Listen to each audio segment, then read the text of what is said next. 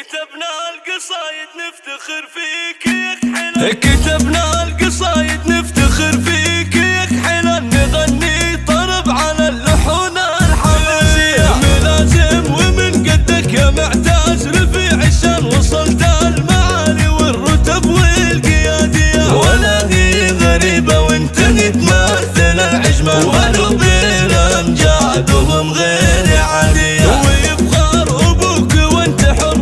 وله جنحان شبوحه كبيرة والمعالي سماوية، ابوك الذي نعرفه شيخ على الشيخ حمد راعي الطلعت الاثارت الهيا، كريم وساس الطيب ومعرب الجدان له العز والنماس طاع وجبرية، واخواني كل في مواقفهم شجعان، ونذكر هنا رايد يا حي طريق، عرفناه راعى الجود والطيب والاحسان وياسر ليامن انت خيناه يا حيا، وباسل له العز وله المفخره عنوان ومهنان، كريم الطبع يا صادق النيه، وابد ما نسينا الشهم والمرج له راكان جميل السقايا والطباع المثاليه، نهنيك يا معتز ومبروك يا حلال، وتزهى بك الرتبة بحزم وجدية، يا اشباني من ذاك الاسد باني البنيان، حمد ابوكم يفتخر بسره على كتبنا القصايد نفتخر فيك يا حلال، نغني طرب على اللحون الحماسية ملازم ومن قدك يا معتز رفيع الشان، وصلت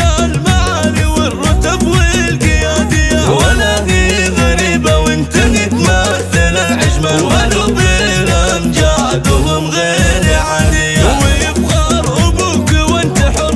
وله جنحان شبوحه كبيرة والمعالي سماوية، ابوك الذي نعرفه شيخ على الشيخ حمد راعي الطلعت الاثارت الهيا، كريم وساس الطيب ومعرب الجدان له العز والنماس طاع وجبرية، واخواني كل في مواقفهم شجعان، ونذكر هنا رايد يا حي طريق، عرفناه راعى الجود والطيب والاحسان وياسر ليامن انت خيناه يا حيا، وباسل له العز وله المفخره عنوان ومهنان، كريم الطبع يا صادق النيه، وابد ما نسينا الشهم والمرج له راكان جميل السقايا والطباع المثاليه، نهنيك يا معتز ومبروك يا حلال، وتزهى بك الرتبة بحزم وجدية، يا اشباني من ذاك الاسد باني البنيان، حمد ابوكم يفتخر بسر